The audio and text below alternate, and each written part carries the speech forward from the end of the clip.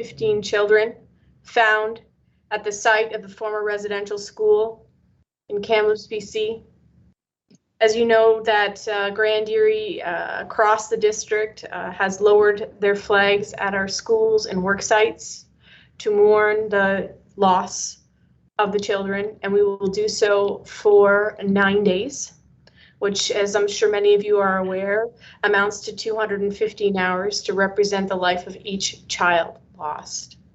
This evening we have with us Deahunde Miller from the Mohawk Turtle Clan of 6 Nations of the Grand River Territory. I will say with pride that Deahunde Miller is also a former graduate, Pauline Johnson. And in his career, he has had a tremendous career, from art to advertising to teaching the Mohawk language. And in fact, with his teaching certificate, has taught at public schools, high schools, Brock University, McMaster, Grand River, 6 Nations Polytechnic University as well, I believe, if I'm not mistaken, and adult immersion at 6 Nations since 1999. He's also been extraordinary member of a team supporting curriculum, teaching in the classroom, and has done an outstanding job in many districts across the province. He's also done some tremendous work, not only with us here in Grand Erie in supporting our Indigenous team, but has translated several books to Mohawk, including The Great Law. And if you haven't had an opportunity to read The Great Law, I would encourage all of you to do so. So my honor this evening to have Deahunde with us to help us clear our hearts, our ears, our minds, and to provide us with an uplifting message during such a difficult time. And so I will turn it over to you, Deahunde, for an opening ceremony. Thank you. Now we'll go on. Thank you very much, Joanna. Greetings, everyone. Now that you know a little bit about me, what I want to do is I want to address this thing that we're going through in a traditional way. And you know, our hearts are heavy. There's no doubt about that, both as original people and our allies. Our hearts are heavy to see what's happened. But this happened in our history. And the sad part about it is it's not just history, it's today as well. And so this trauma has trickled down and continues to do that to us, to make us very sad. It chokes us up. It makes us cry. It makes us in a point where we have difficulty hearing and speaking. So I want to do something uplifting, and this is from our tradition. And Joanna mentioned the Great Law. Well, the Great Law was brought to us many, many years ago in a time of turmoil within our nations. And everybody was at war. And one was inspired. He was Huron by birth, and he was inspired to turn things around. And he spent his whole lifetime doing that. And this is a little something that happened to him. So just relax and enjoy, and feel the healing power that it brings. So as I said, this one, we're not supposed to be speaking his name unless it's in ceremony. So we'll say that we're going to call him Peacemaker for now. Well, he traveled across Lake Ontario, and when he got to the other side, he first passed through Onondaga territory, where he met an individual, And that individual was basically a madman. He was considered a sorcerer and considered very evil. He was a cannibal, and he had an entourage of his own army of like-minded people. So when Peacemaker ran across him, he wasn't the only person that he ran across, but he tried to speak to the people about a state of peace and calmness and without warring, because all our nations were at war at the time. And what happened was, as soon as Tadodarho, that's the name of this this war chief, heard about it, Peacemaker had a huge crowd wishing to hear how they could get out of this situation of war and turmoil. And so as soon as Tadodarho heard about this, he went there and he dispersed the crowd because everyone was afraid of him. So, and he told Peacemaker, he says, look, he says, you got to stop this. You got to get out of here. He says, I won't tolerate this. Well, Peacemaker didn't listen to him, and he tried to do it again. He tried to collect more people, but there was only like half the number of people. And again, Tadodarho went there and said, I told you about this. He says, I'll kill you if you don't get out of here. And so the third time he tried it, there was only a few people that showed up. And this time, Tadodarho said to him, he said, look, he says, I am not kidding. You don't know who I am or what I can do to you. And he says, leave now. And so with that, the Peacemaker left, and then he went down further south to where the Ganyakihaga people lived. And in English, they say Mohawk, but I don't really know what that means.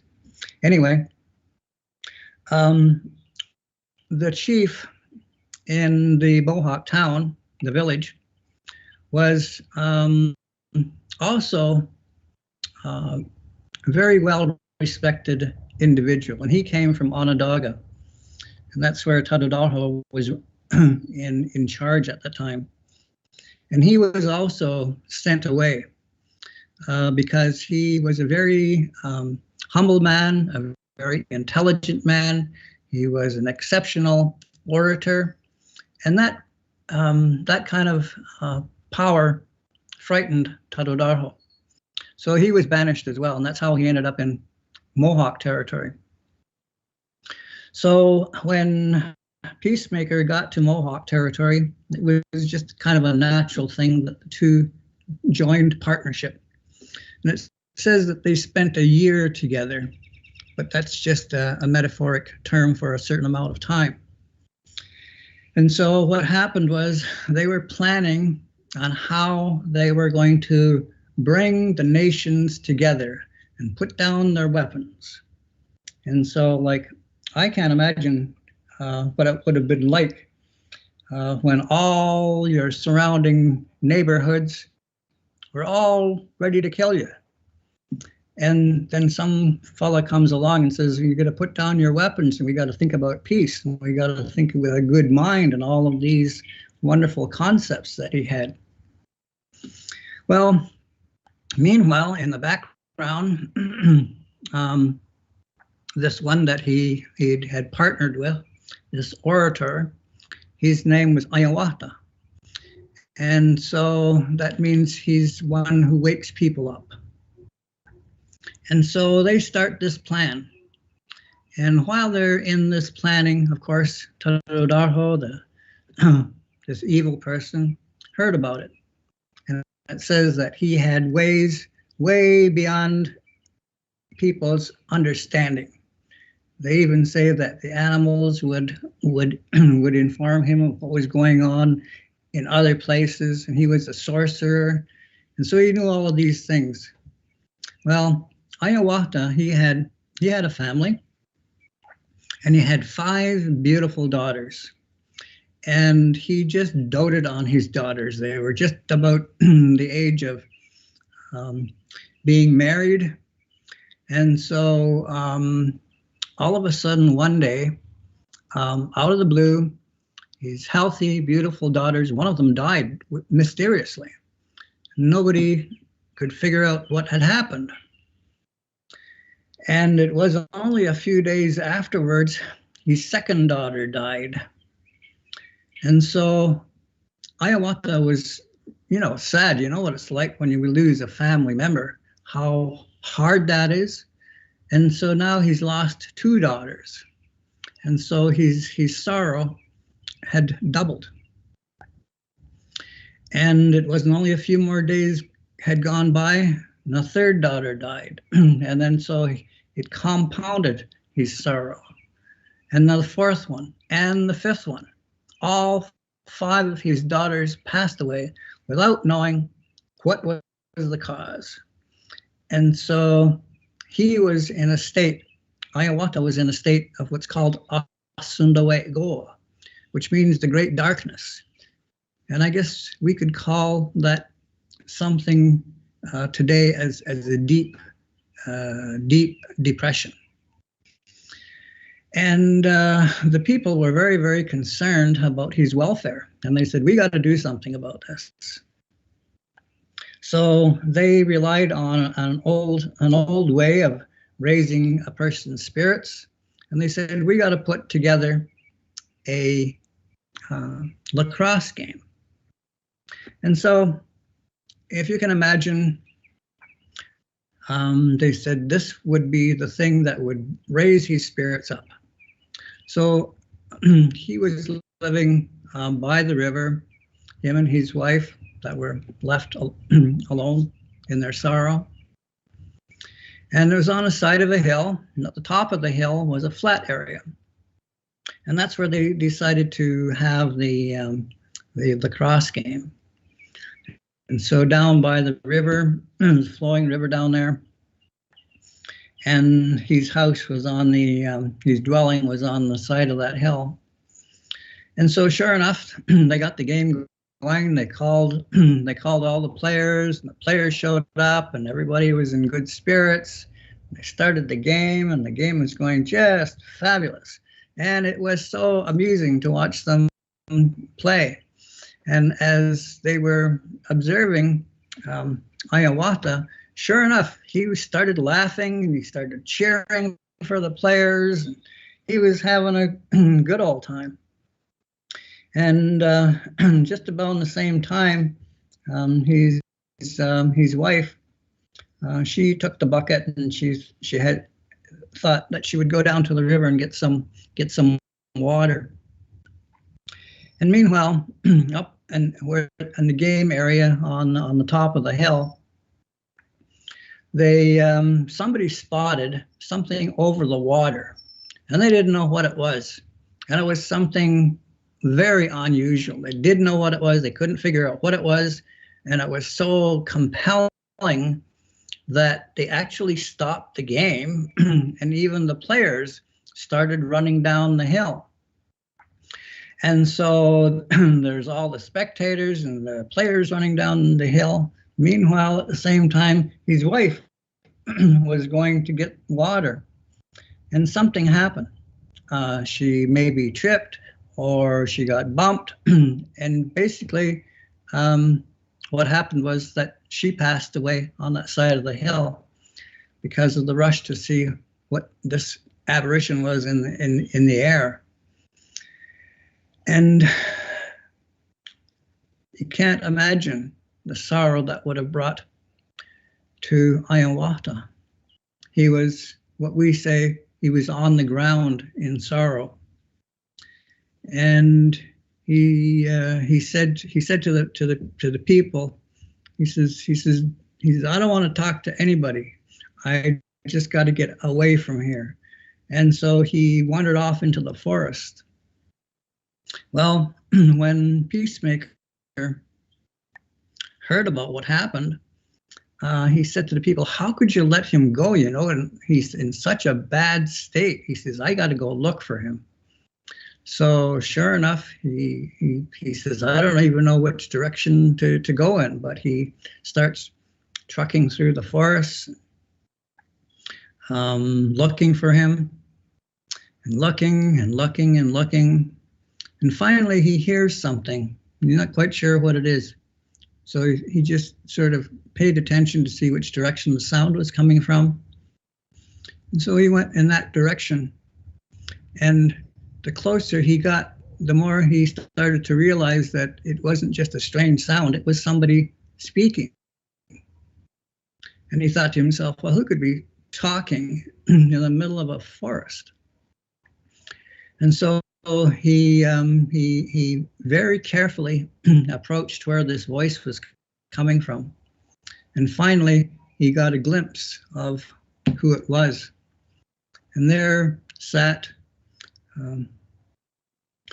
Ayawata, and he was sitting on a stump, a log, and he was talking. But he thought, well, I get a little bit closer. I want to hear what he's talking about or who he's talking to, because he couldn't see anybody else. And here, Ayawata was in a very small clearing, and around the outside of the clearing were these elderberry bushes. And elderberry is kind of peculiar in the sense that the small branches have a soft core. And he could see clearly, Peacemaker could see clearly what he was doing. And he had 2 posts setting up like a Y on each side. And then he had put a stick across where the crotch of these 2 uprights were. And he was talking. And so Peacemaker just sat there quietly, unobserved, listening to what he was saying. And there was Ayawata, and he was talking. And he had cut these elderberry branches into short little stems. And that elderberry has a soft core in it. And he was using a porcupine quill, and he was pushing out the core. And on the other side of him, he had these strings, which they were actually vines they made into strings. And as he was talking, he was threading the little pieces of the elderberry branches, or the little pieces, together. And he kept on talking. And so as he was talking, he was saying, the first one, he was saying, you know, if I were to do something for somebody else, I can't imagine anybody else going through the great sorrow that I've been through. And he says, what I would do for someone else in that same situation, he says, I would address their sorrow in this way. And he still was threading these little pieces of elderberry branches together. And they were sort of like little elongated pieces of the branch as he was speaking. And he says, this is what I would say to them. He says, and he's still threading along. And he says, I would go to the other side of the sky, and I would fetch the softest belly of the deer, tanned hide, that white soft leather. And he says, that's what I would use. And he says, I would wipe the tears from their eyes. And he said, I would wipe the tears from your eyes, because when tears are in your eyes, you can't see properly. Everything is foggy. And he said, I would wipe the tears away. And these are the words that I would use. I would say, I wipe these tears away so that you may see clearly again.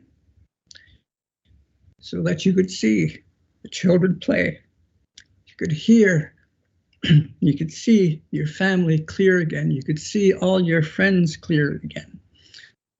You could see the puffy clouds in the sky as the gentle breeze moved those clouds across the sky.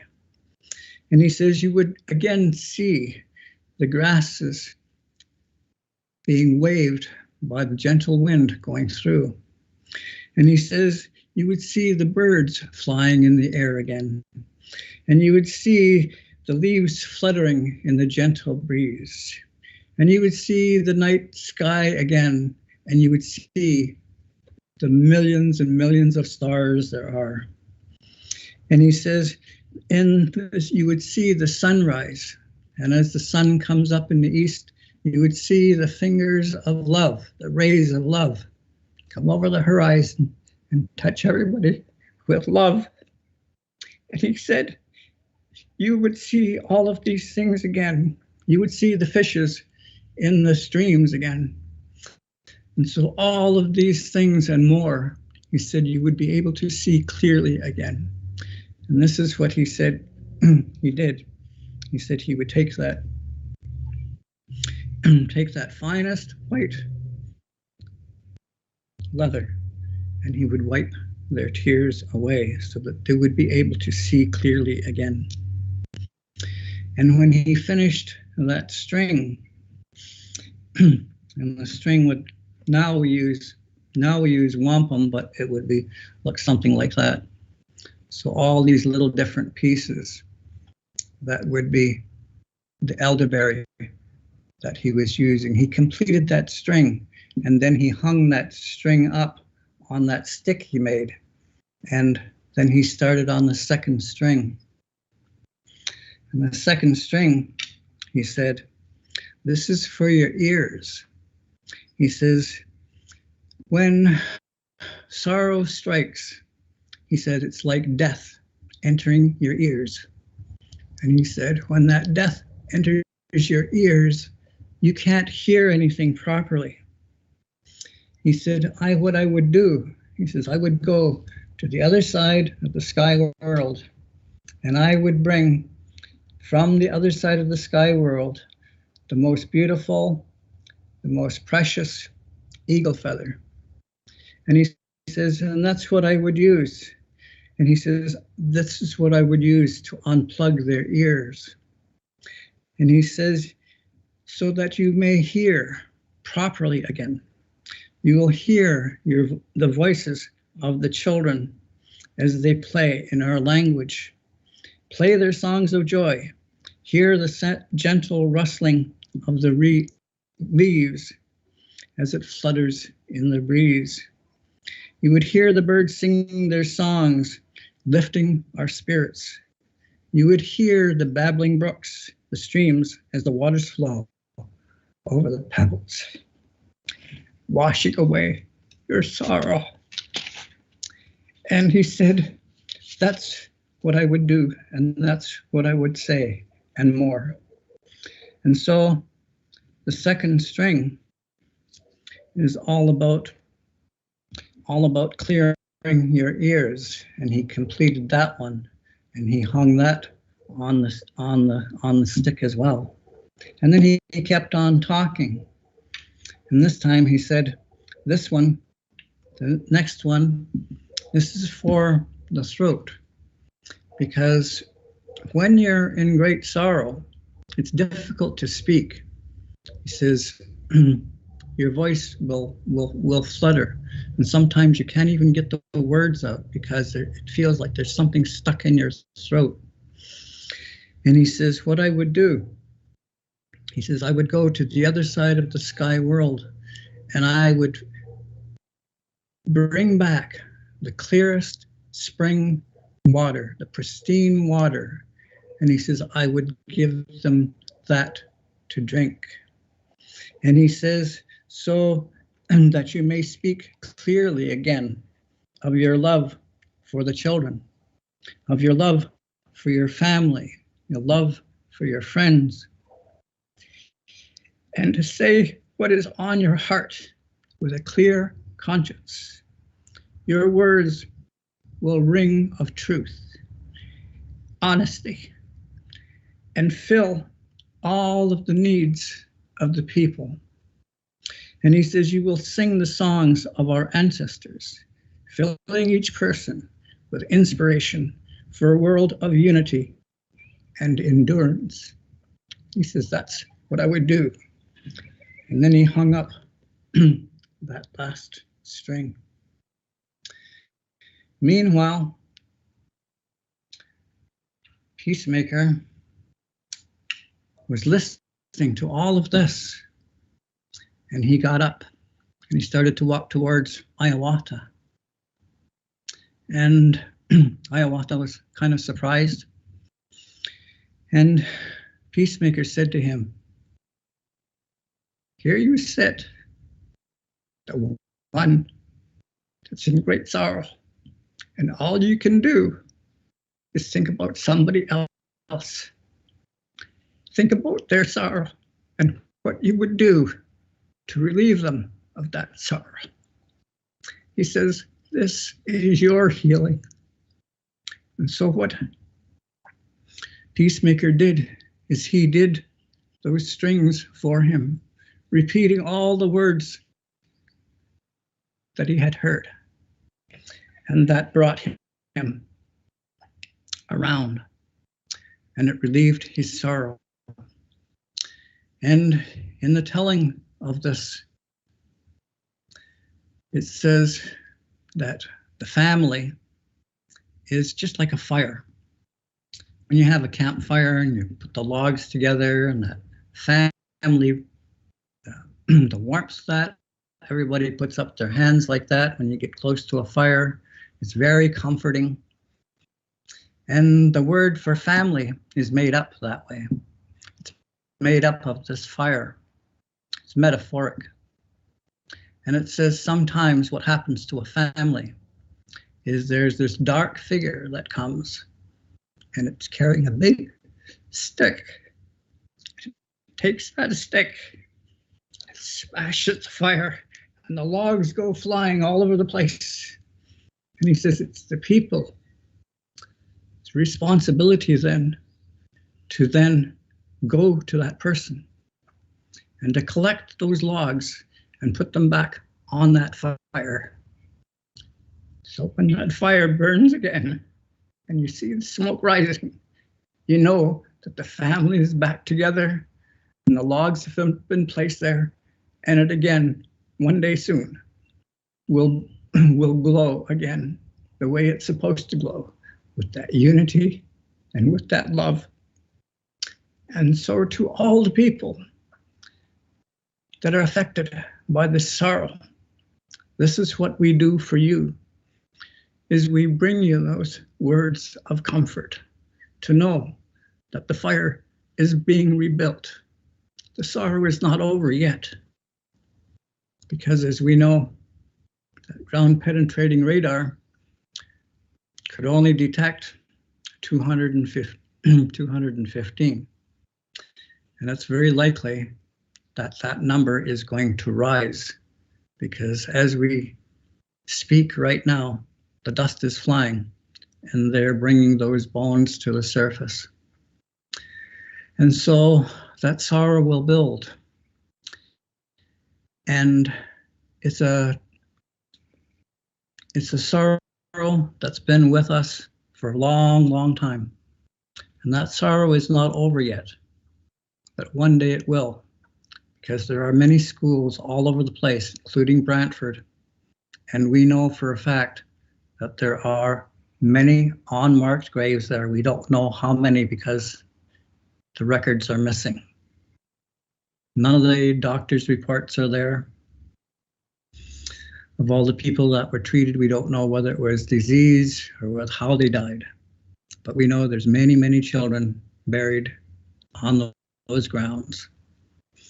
And so I have never actually counted how many other residential schools, but I only learned of Kamloops in 2007. But there wasn't much that we could do from here, and there wasn't much that could be done from there. but somebody did. And from what I understand, it was the private individual that persisted and brought the ground penetrating radar.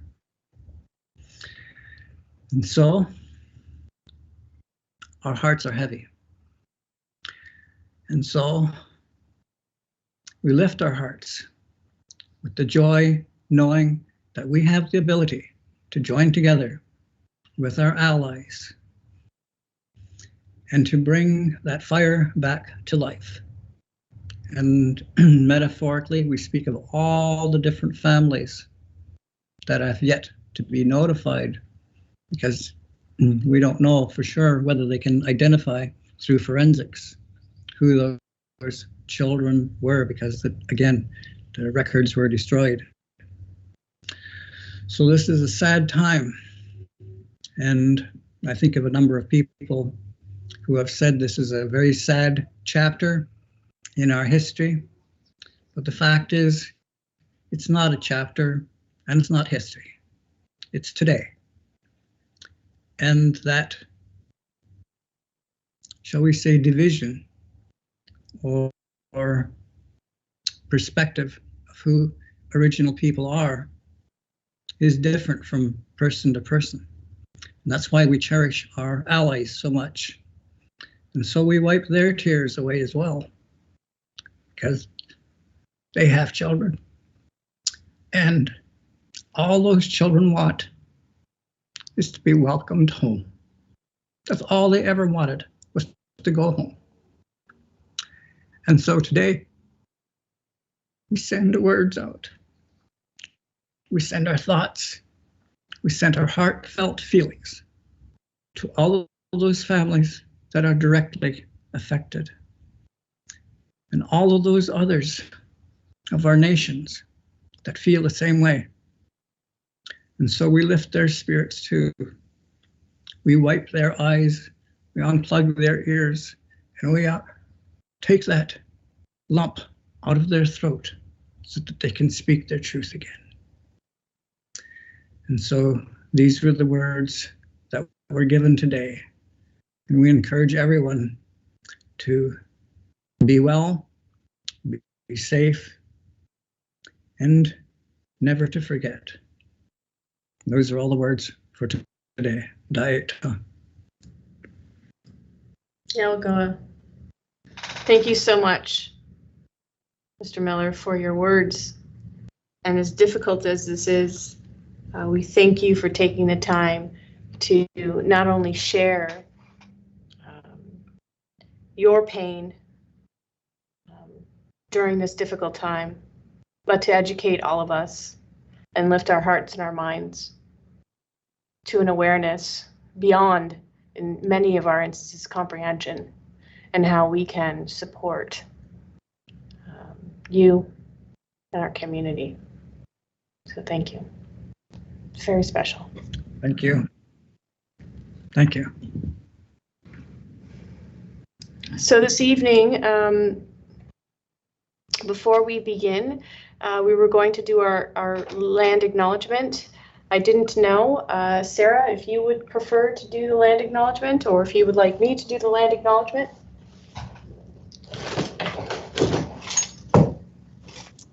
If you wouldn't mind, I don't have it right in front of me. No worries.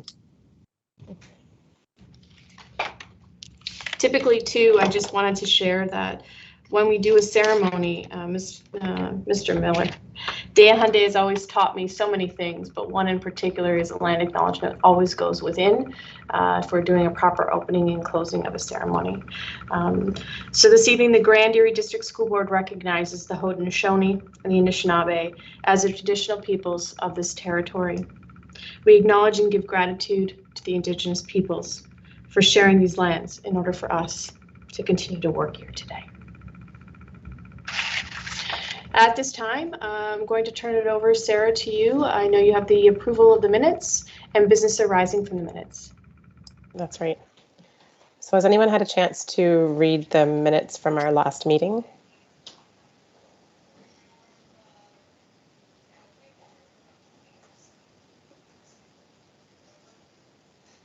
Yes?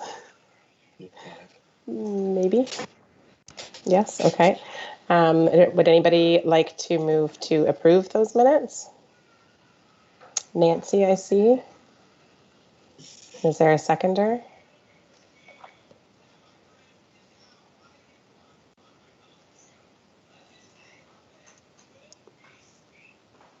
Is there a seconder for the approval of the minutes? Tom? Okay, if your camera's not on, you can just put your hand up on the raise hand thing there. I should be able to see that, hopefully. Okay, is there any business arising from those minutes that is not on today's agenda?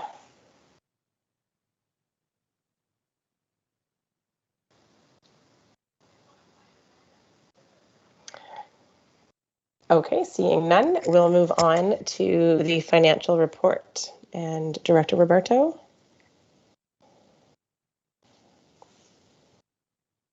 So, sorry if you can hear me. Thank you. So just to give us an estimate, at this point in time, we have approximately $3,000 left. That has not been confirmed because we ordered the books from Ann Douglas and that hasn't come through yet. So we're just waiting for the books for Ann Douglas. Once they all come in, we've made arrangements to either have them shipped to schools and email all of the participants who are part of the event so that they know that the book is going either to their child's school, or we'll make arrangements. Catherine and Marta are going to make arrangements for them to be shipped to their homes if that is the case, via all the emails that have been submitted through registration. So if you hear, and we want to put this in the minutes this evening, that perhaps a parent hasn't received the book by the end of June, please let us know, and we'll make sure we make every effort to send those books to them. So that cost would have included the cost of Ann Douglas, included the cost of the books, and as well as Jean Samuels and as well as Pamela Toulouse. So those were the speakers at that point. As soon as we get an approximate cost left, there were two items that were discussed. One is to do the video that I know many of you have been wanting and waiting to do for the last year and a half or so. And Atomic Spark is willing to support and work with us to create that GEPIC video, which is actually very critical at this point in time, especially given the situation we're in about how we can support our parents moving forward and how we can highlight the wonderful things that are happening in Grand Erie. And or we get that final total and we determine if we can go ahead with the Indigenous Atlas National Geographic set of 4. And if you recall, it is focused on First Nation, Métis, and Inuits histories, and it was funded and supported by National Geographic, and we would put that set of 4 in each school library with a sticker indicating that it was a donation from GEPIC. So I'll leave that to you right now, Sarah, to see if you want us to explore both, and then just go ahead and keep everyone apprised of the final decision once we get an actual total. Okay, thank you. Does anybody have any thoughts on either of those ideas?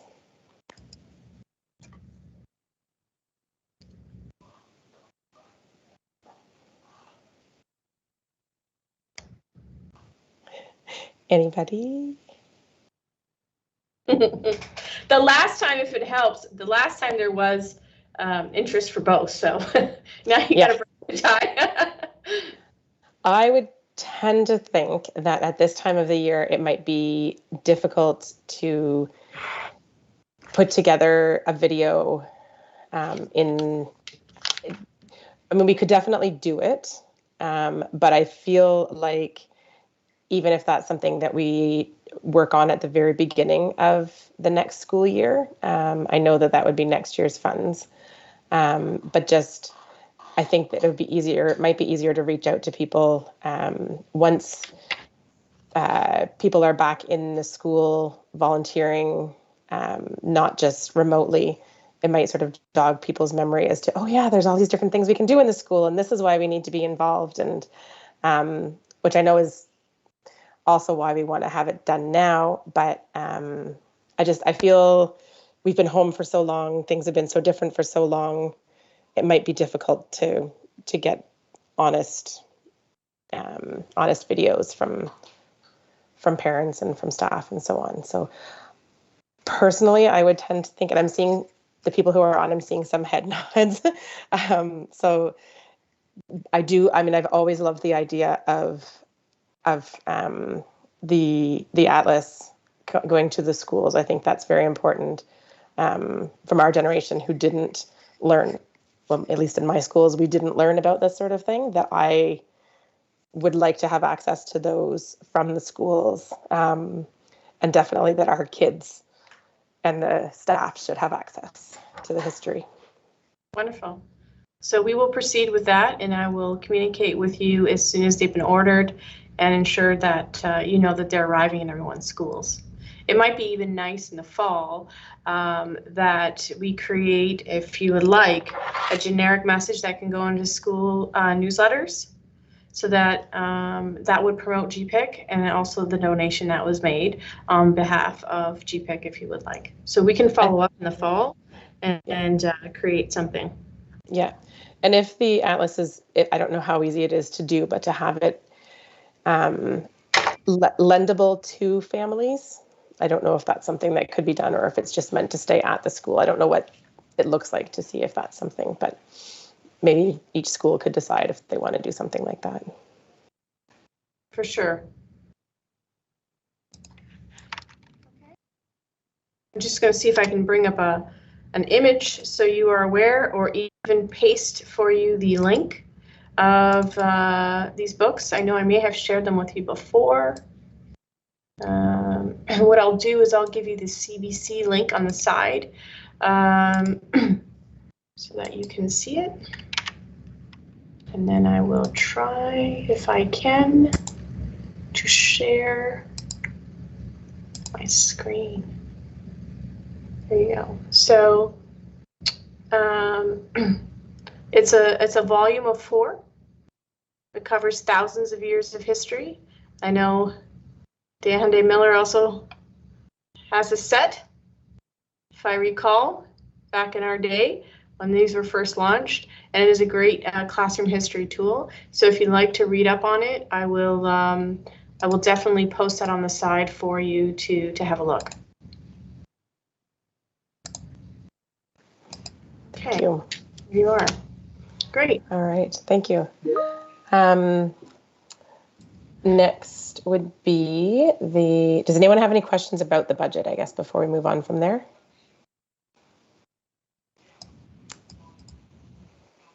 Okay, so next will be updates from the board table.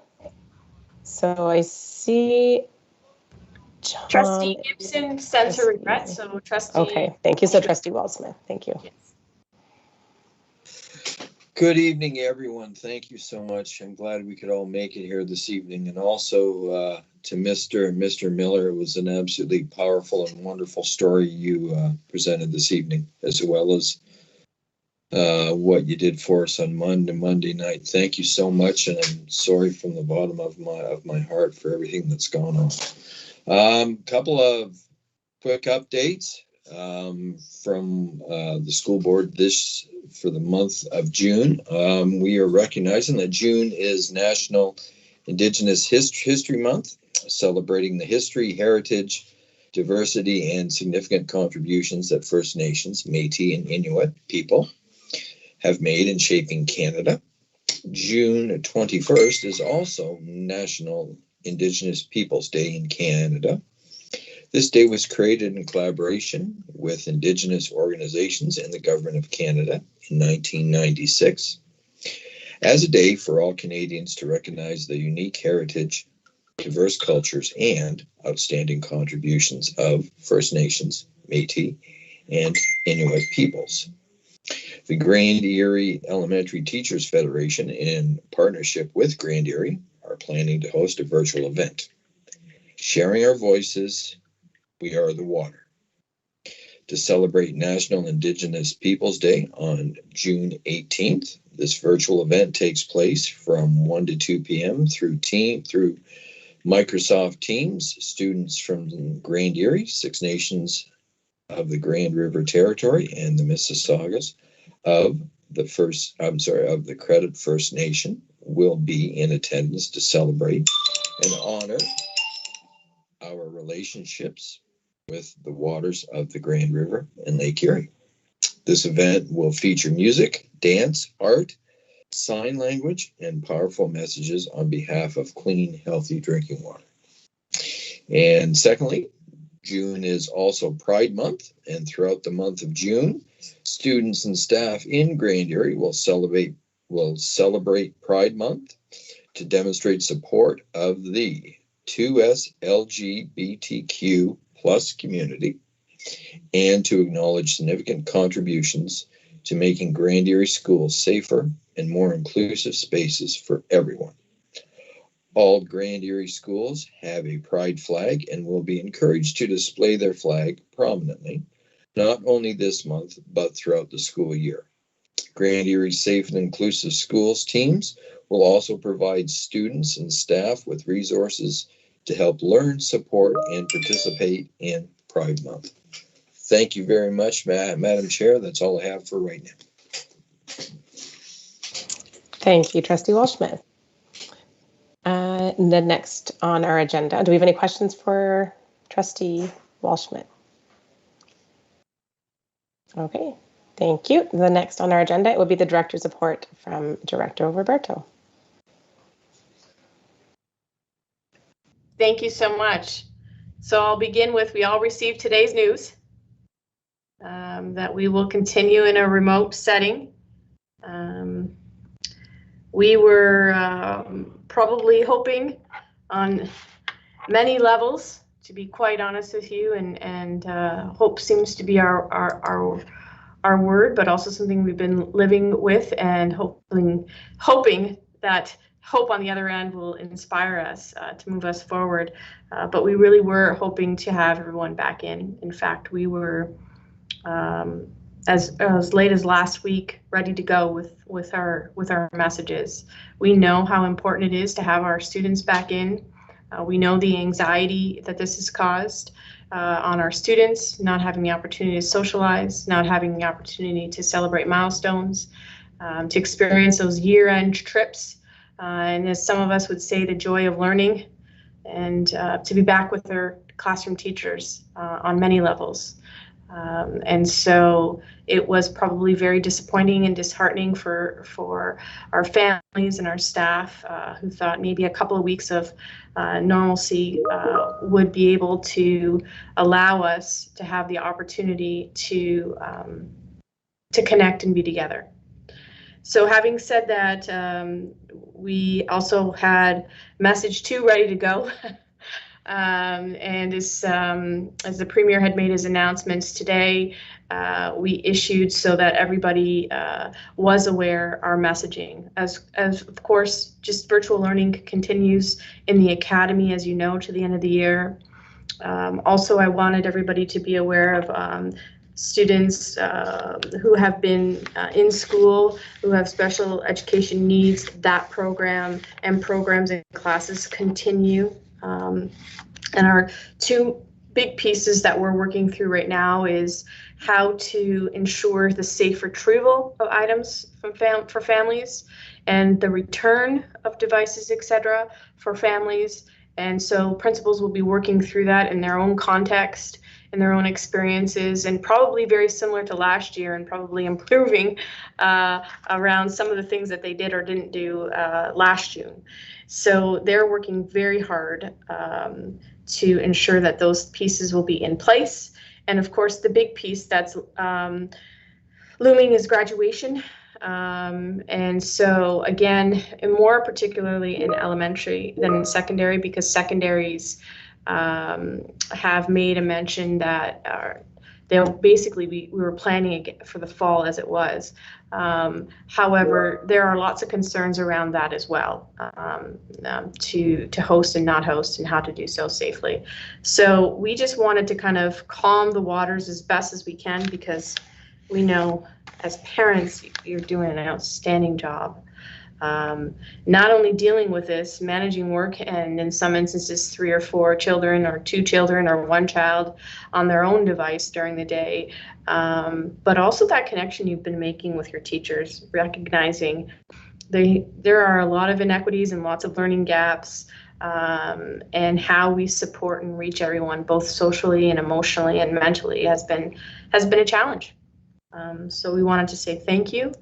And we will, on behalf of the Board of Trustees and senior team, ensure that through our principals, additional communication comes out.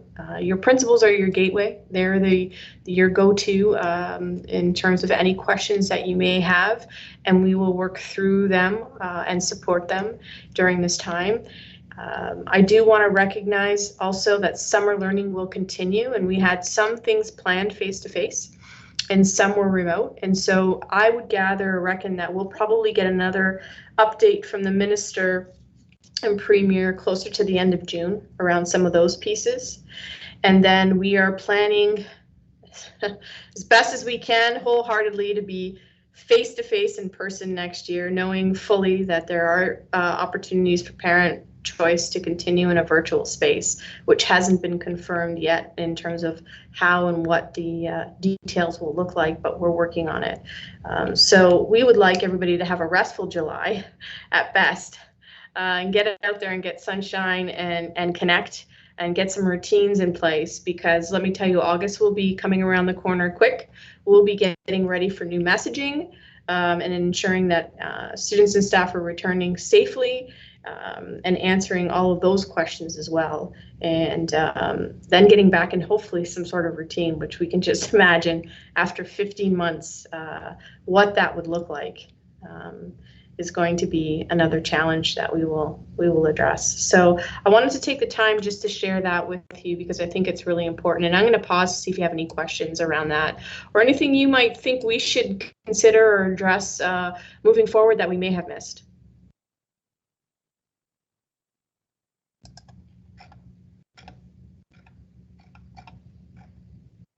No.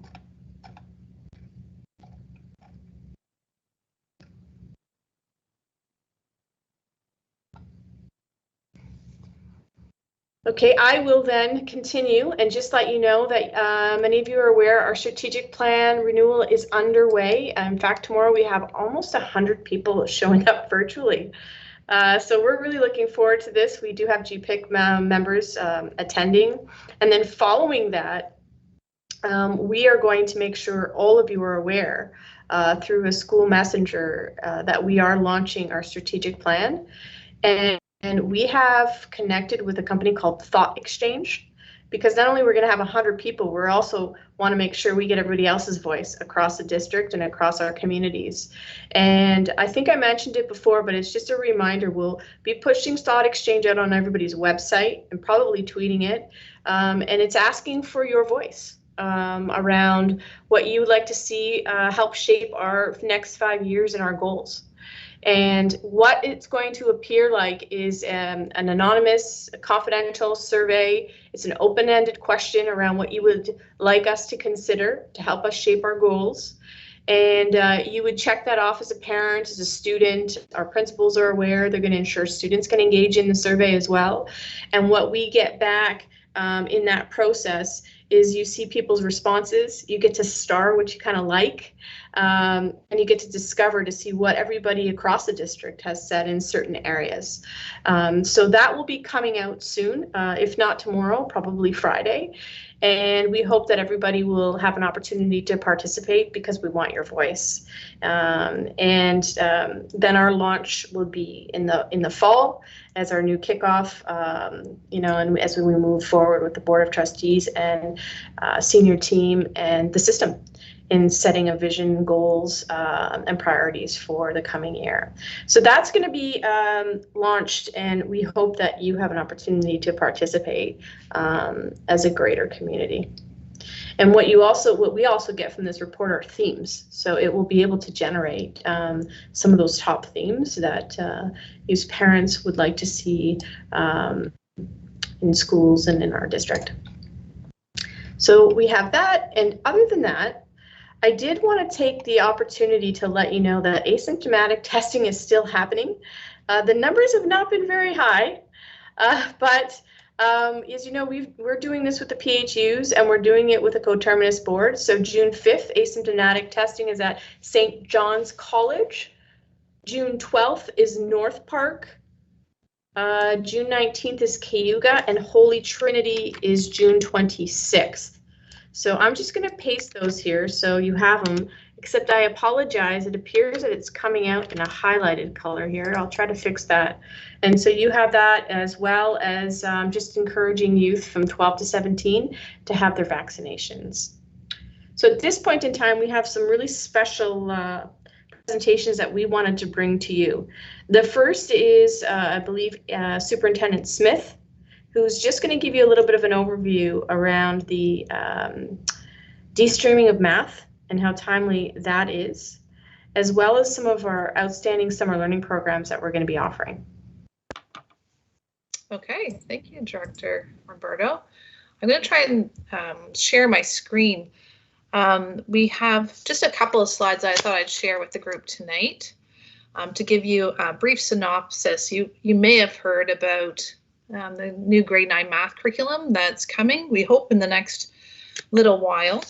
So I thought we could maybe just have a high-level summary of some of the messaging from the ministry and some of the things that we've been working on and some of the things that we're looking forward to working on in the fall with our educators and our students. So I'm going to try and get this right.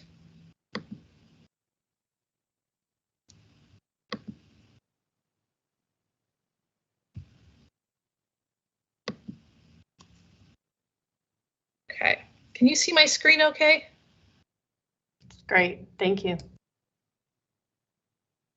Okay, so first of all, what is streaming? So right now in Ontario, when you are in grade 8, and I'm sure some of our parents have already been through this process, you are asked to make a decision around which pathway you want to enter.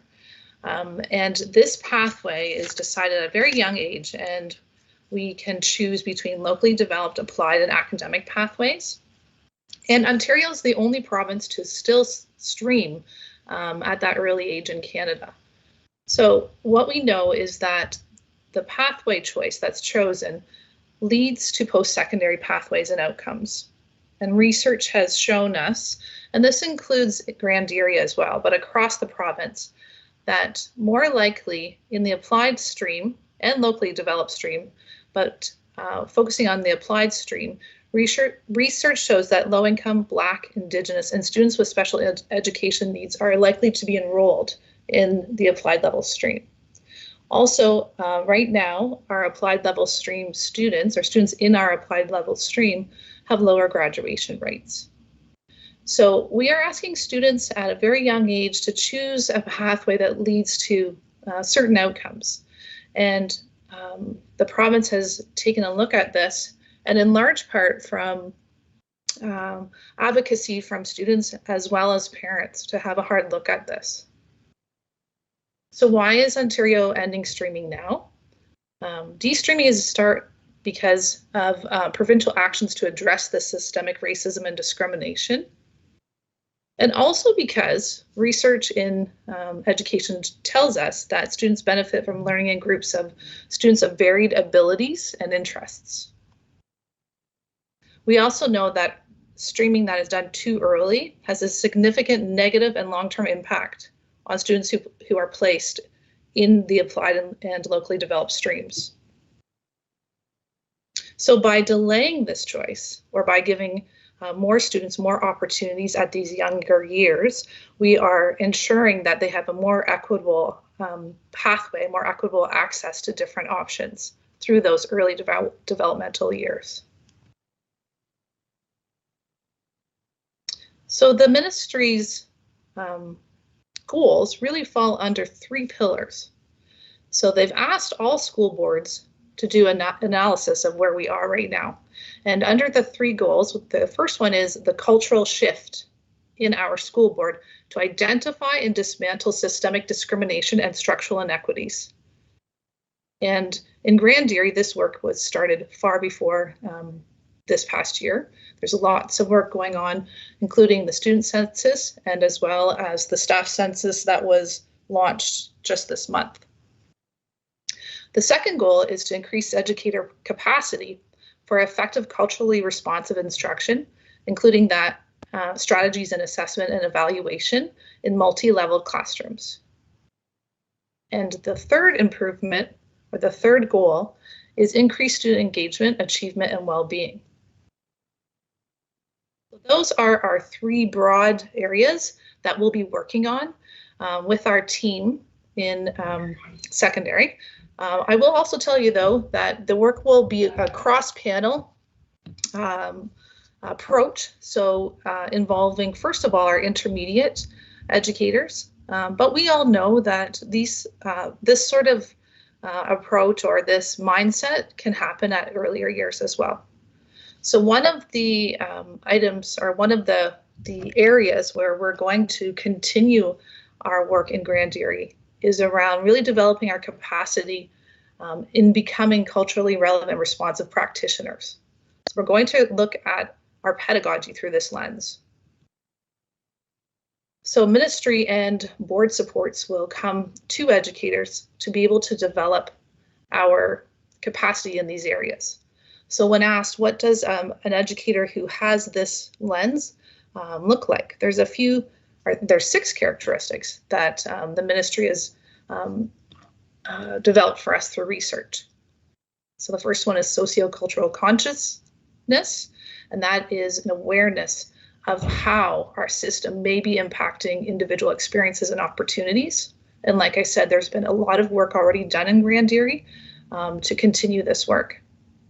It's to look at our high expectations and our perhaps biases about what we have in terms of different students. So if we are approaching our work with this lens, then we will hold positive and affirming views of all students and have high expectations for all.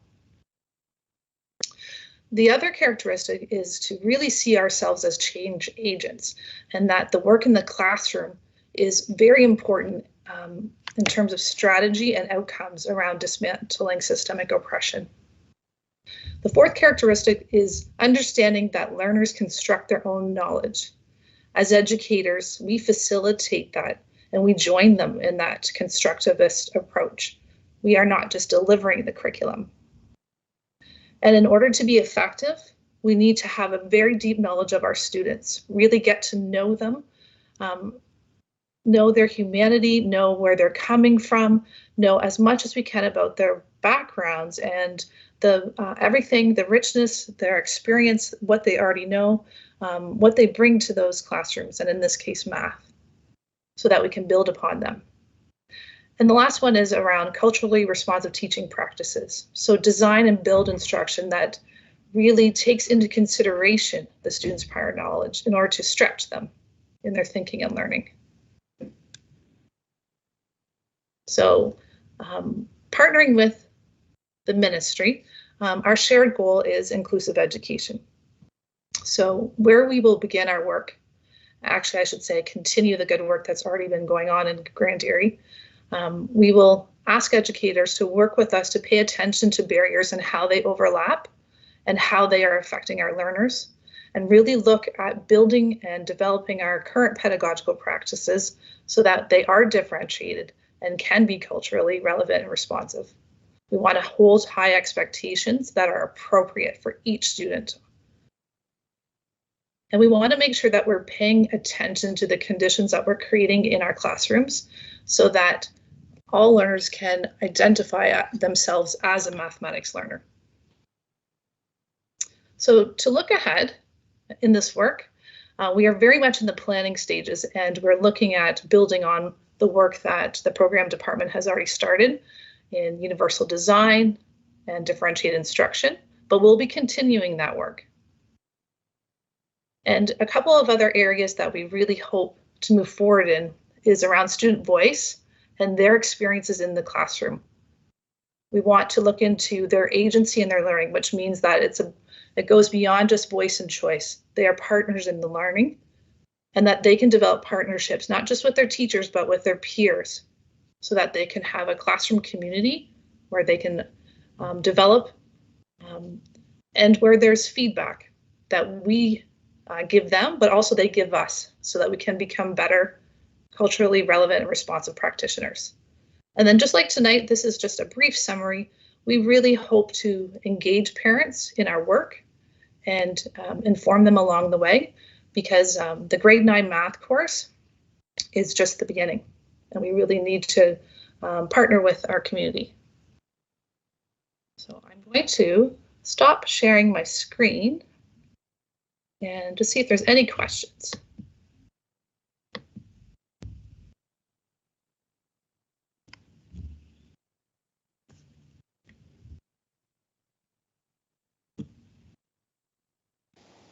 I see Trustee Sloat. You have a question? Yeah, my computer agrees. Just real quick, on the Minister's Chairs Calls Weekly, the big topic conversation has been the actual curriculum document, and board chairs desperately asking to get them as soon as we can, and the minister keeps saying soon or imminent, their other favorite word. I'm just wondering, have the actual documents been released yet? Are we still waiting for soon?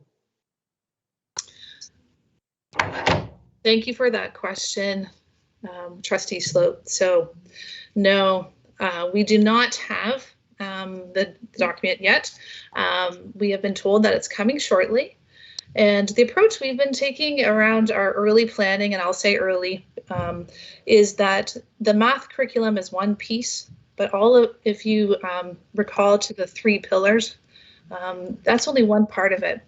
And it's about getting educators ready and planning the supports, which are wraparound supports. So that's what we'll do. I also am confident that our educators in secondary, I don't think that they will wrestle with the curriculum. It'll be around increasing our capacity about multi-level classrooms. So we're excited. We're hoping that it comes soon, of course, but it's not here yet.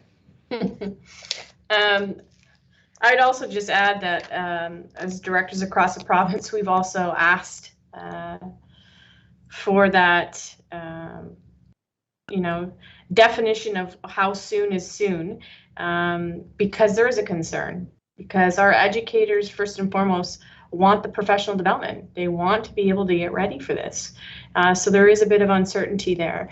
Superintendent Smith has connected with a colleague of mine, actually, Dr. Chris Sertam from the University of Ottawa.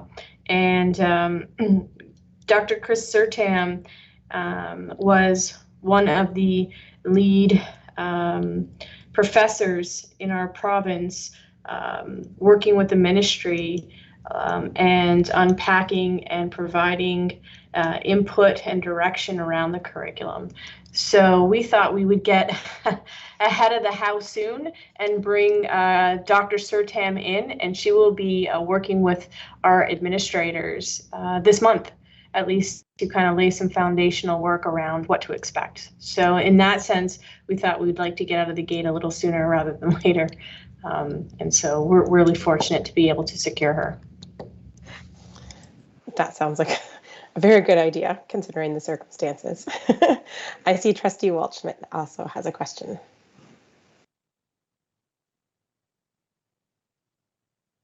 Thank you, Madam Chair. This through you to Superintendent Smith.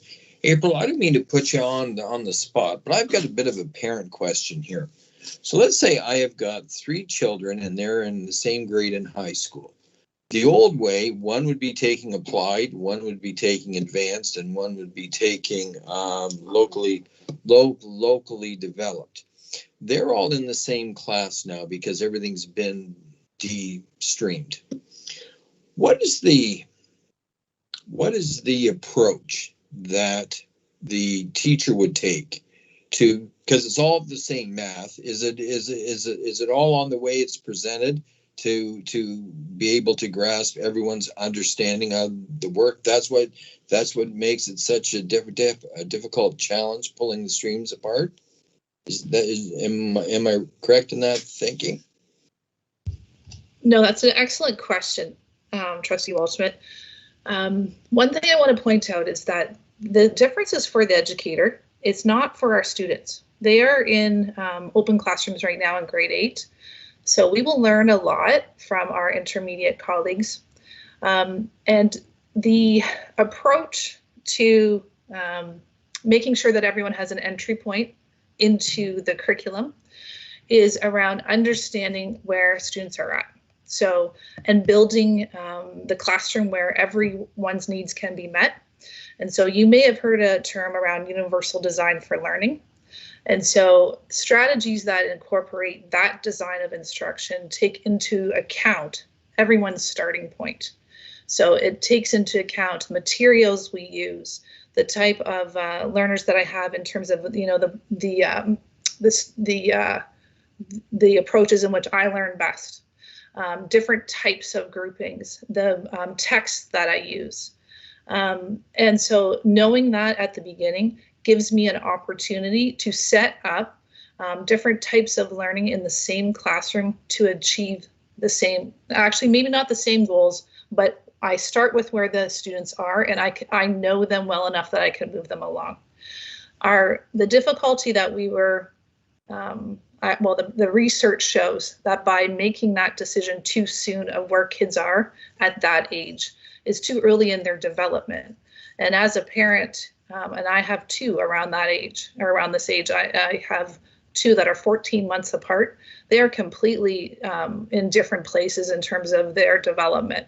But if I were to decide right now around their pathway, it would be extremely difficult for them to change along the way as they progress through secondary. So there is a crossover course, you know, what's sometimes called in grade 11 for math, but it's not until grade 11. And sometimes, and actually research shows too, is that once kids start in a pathway, they stay in that pathway. So I think that it behooves us to work on developing our capacity to meet the needs, because essentially by not doing that, we are deciding the outcome, you know, for students at 12 and 13 years of age, where they might have a couple more years to catch up, or have more of an opportunity to make these decisions for themselves about which pathway that they would like to, post-secondary pathway that they would like to pursue.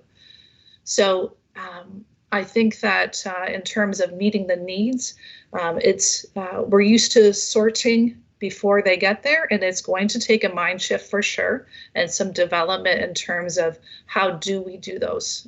How do we meet the needs? April, thank you so very, very much for that. I appreciate that. Thank you. No problem. I appreciate the question.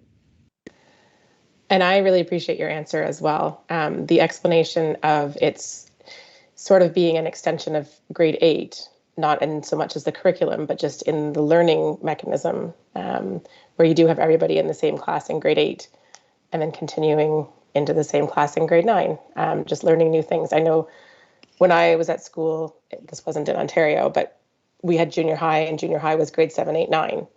So we didn't start choosing high school streaming until grade 10. So I mean, that would go along with what the research that you were saying, that students under the age of 15 it would be better to wait to stream them till later. So yeah, I think that's great. I hadn't, as a former math teacher too, I was a little bit worried about what this is going to look like. I mean, I still am. It's not knowing what it's going to look like is difficult, but that does help to explain it to me better, thinking of it as the same as grade 8. Thank you. You're welcome. Do we have any other questions? Okay, I think that Director Roberto, did you have somebody else lined up to speak? Well, actually, Superintendent Smith was just going to show you. I wasn't ready for us on Monday, but we're almost there, and we're excited to share with you our summer learning webpage and launch. And what we really wanted to do this time is the superintendents wanted to work collaboratively to release all information to all schools and all parents at the same time, because sometimes you'll get a notice here and a notice there, and by the time you figure out which program and when, you know, who gets out first. I could say they did a great job in collaborating, and I want to turn it over to Superintendent Smith for a minute just to show you our launch. Okay, thank you. So yes, I'll give you a brief summary of our summer learning programs. And as Director Roberto pointed out, we really tried our best to streamline the communication. So I'm going to show you the website. There will be a media release coming out, I think, in the next coming days, but we'll give you a sneak peek of what's on the website. Our principals are also working hard to support us in getting things ready and also getting some communication out to parents. So that might have already started happening. So we actually have a very large number of summer learning opportunities for students at Grand Erie. And there's further supports around transitioning to a new school or a new class, further developing literacy and numeracy skills, K through 12. And also, you know, some different supports around the use of technology for our students who will be using it to support their unique learning needs, as well as some mental health supports to help our students in these challenging times. So I'm going to share my screen with you again, just to do a little bit of a walkthrough to show you where it is, because you may field some questions from your peers and colleagues.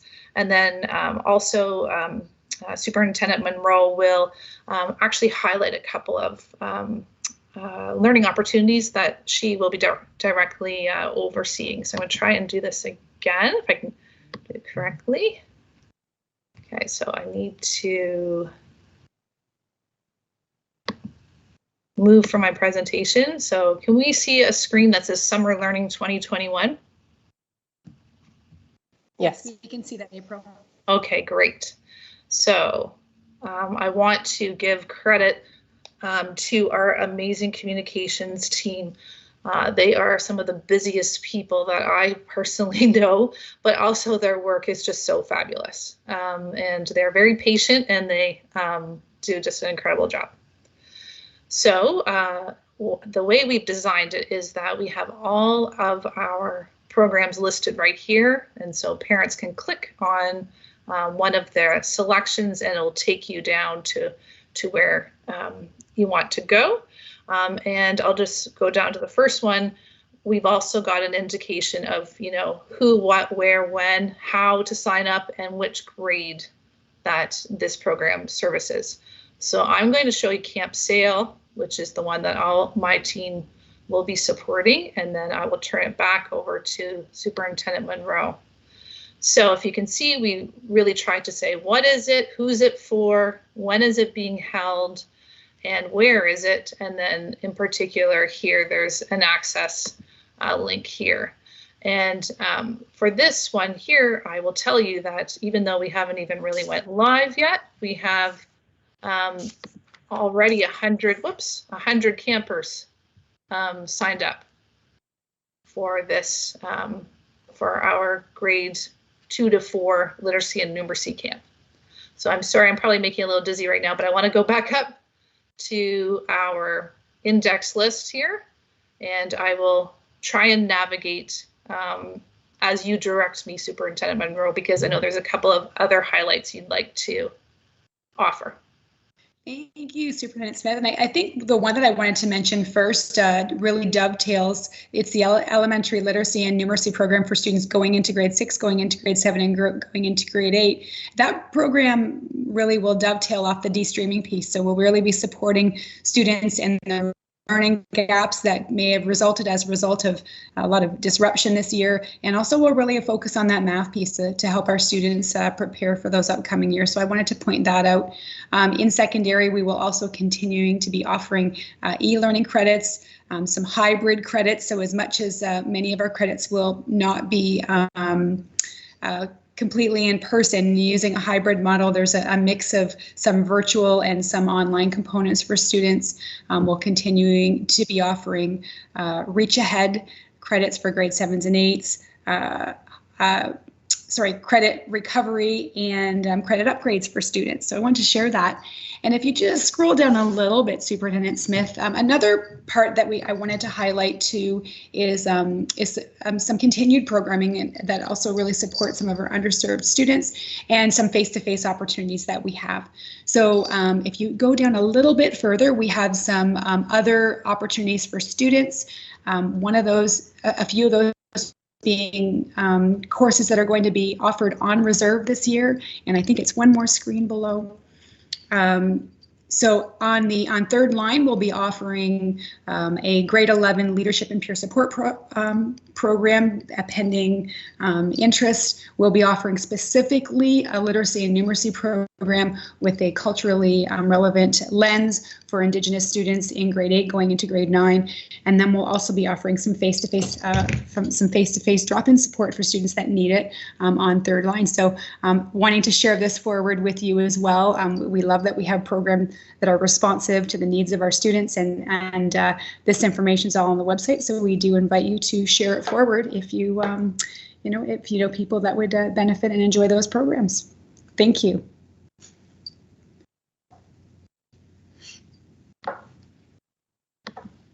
That's amazing. Thank you so much.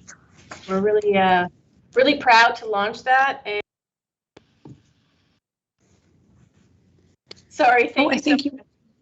We're so proud to launch that, and that type of effort takes a lot of time, especially given the situation we're in, funding permitted, when that rolls out, and really how to best serve the system. And I want to really recognize Superintendent Smith, Monroe, and Thompson for coming together with the rest of the senior team and our communications team, as well as our administrators, to ensure that we got the most appropriate, timely, and relevant programs for parents. And our goal has been that we can house it in one place, so that you can see these offerings. And so we hope to get that out on the school websites too. I know there was just a few tweaks that we were making before we went live. So I just had to make sure that was still in the draft stage, I think, correct? But it should. So we wanted to make sure you saw that. And we are ready to go. We just thought, in light of all the other announcements probably coming today, that we didn't want it to get lost because we're so excited about it. So we should see that come forward tomorrow. Right. And then on the side there, knowing that lots of our kindergarten open houses will be virtual this year, I would encourage you to tweet it or share that link. We actually created a digital kindergarten book for kids coming back into the fall. And I won't bore you with the interviews, but I had probably the best time of my life doing about 100 takes with kindergarten students on what they want to be when they grow up, rules for returning back to school. It was a great opportunity to just, feed into the world in which we live, which is virtual. So please share this. We really want to see our kindergarten students walk through those doors this fall. And outside of that, I know we had Superintendent Monroe, you were just going to talk about the declaration and how we're doing with that. Perfect. Yes. So not a lot of information to share yet. This is really hot off the press. As I'm sure most of you are aware, the declaration survey date for completion was yesterday at midnight. So where we sit right now is the system and the school are receiving the preliminary results of the survey to understand what that impact will be on both the homeschool community, and as a senior team, it will be our job to go forward and to review the information and to talk more detailed about what that programming will look like. The information, first, when we send it out to administrators, they'll have a chance to just go through it. We did have a few families who initially made a decision to go online, and then as they were reflecting through the last 2 weeks with the information, they changed their mind. So they've been sharing this information forward. So schools will have the opportunity to reconcile, or if for some reason a parent didn't have a chance to, couldn't complete the survey online, but did reach out to the school, make sure that that information is all reflected in there. We're really pleased with maybe families weren't as pleased that we made sure that the system really got out there. Principals were very committed to making sure that that all got in front of families, so that everybody could make that informed decision. And and so just as I said, now we're going to take that information back as a senior team, work with our schools, and get really into what that program is going to look like. It just sort of speaking in line with the communications team, there's a whole web page that was dedicated to declarations, and the information is still up there about getting ready for September for families. So if you haven't had the opportunity, you can look on the website, and there's lots of information that talk about what face-to-face learning will look like, and generally what virtual learning will look like for September. So that's everything from me. Thank you. Wonderful. Thank you so much. Any questions? I think we have one more update. Our timing is a bit off too, but we know we're not going to see you. And there was some questions that came through on a pilot that Superintendent Baker's leading. And I want to turn it over to Superintendent Baker. He will be providing the board with some additional information in early June at our next committee of the whole. But our timing with our meeting here is off, so we wanted to make sure you're aware of it as well. So I'll turn it over to Superintendent Baker. Thank you, Director Roberto. First of all, I'm going to try to leave my camera on, but I am in rural Norfolk, so who knows how long that will last. So for any of us who went to school in Canada, we are very familiar with the traditional calendar model, which is summers off. However, there are other models that are used, and they could generally be characterized as balanced year, where that long summer break is evened out throughout the year. So research suggests that there are some benefits to that balanced calendar. Specifically, it addresses an issue that researchers have identified for years and years, and that's summer learning loss. Talk to any teacher about what September is like. It generally is getting kids back in, not only into the routines, but also to reintroduce them to the materials that they should have learned last year. It's a particular benefit to certain subgroups of our students, ELL students, newcomers to Canada, students from lower socioeconomic status, and also special needs students, especially ones who have concerns around language acquisition or the need for consistency. So for those jurisdictions that use the balanced year, and by the way, the balanced year is used all over the world. It's used in the United States. It's used throughout Canada, and within Ontario, it's used in 29 different boards. So this is not something that's unique to Grand Erie. However, this is a unique pilot. So what would it look like? The balanced calendar would have exactly the same number of instructional days as the regular calendar. It would have matching PA days. It would have exactly the same statutory holidays. The only things that would be different is that the instructional days and the board designated holidays would be evened out throughout the year. So the trustees approved the creation of a pilot for the 2022-23 school year. So in other words, not next year, but the year after. And it's going to be at one elementary school, likely. And the recommendation from the working group was that it would be probably the most convenient to have that single elementary school be in Brantford. So a committee was formed to sort of look at all of the issues around the establishment of this pilot. I have to tell you that the first and most important question for us to resolve was, where's it going to go? What is that school? And I have to tell you, it's been a complicated conversation. So what we landed on was identifying 13 schools within Brantford Paris that theoretically, by the standards that the committee established, and if you want to ask about those, I'll tell you what they are. We identified 13 schools that would be potential sites for this pilot. And what the goal was to inform those school communities to the greatest degree possible about what this balanced calendar is about. So we had the 13 principals of those schools hear from a principal who has a lot of experience with the balanced calendar. That's a principal from Peel.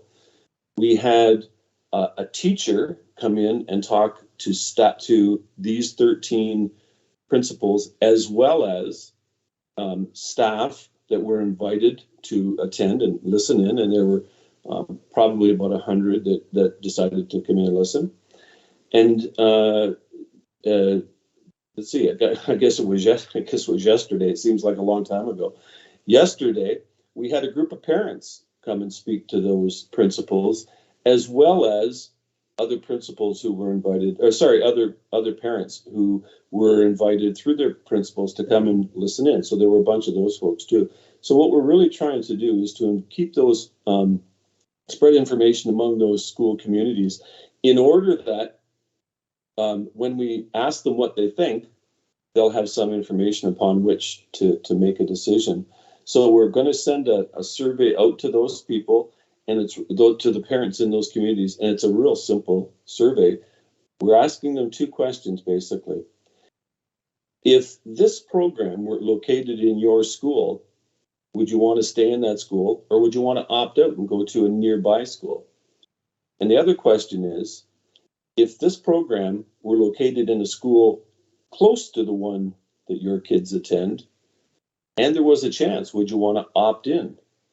So those are the questions. And what we hope to be able to find is well, we hope to get a really high participation rate in order that this information can go back to the committee that we have, and they can sort of bat this around for a while and then come up with a recommendation that they'll take to the trustees in November, and then the trustees will make a final decision. So I think it's an exciting time. When this was first handed to me to work on, I was sort of hit and miss on it. It wasn't something that I'd spent a lot of time thinking about, but after talking to some folks who participate in it, both from a labor perspective and a parent perspective, it's kind of exciting. It's not for everybody. It really isn't. So this would be a school year that would start in August, and the 20 days of school in August would be paid back with 20 days of holidays spread out through the year. So the model that they use in Peel, and we will use something similar, would provide about 10 days of vacation around Thanksgiving. There would be an extra week at Christmas. There would be an extra week at March break, and then there would be another week sort of spread out however the days allow for. So as I said, it's not for everybody, but for the people for whom it works, they love it. Morale among staff members, student discipline, addressing summer learning loss, those are all benefits that they've identified in Peel when they did a study of this 3-year pilot. So I don't know that I don't need to know that I need to say any more. If you have any questions, I certainly would be willing to try to answer them.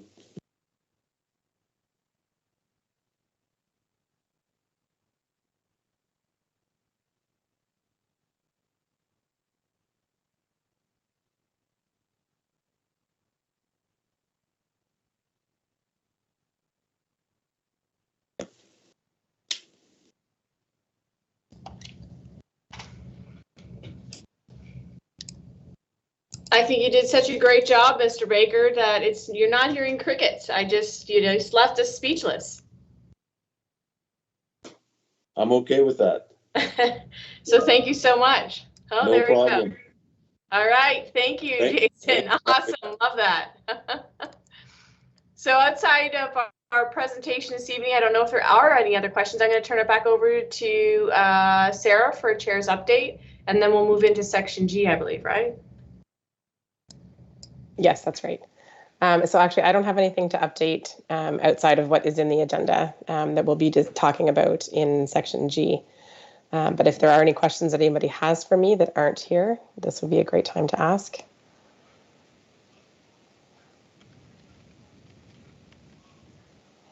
All right, so we'll move on to section G.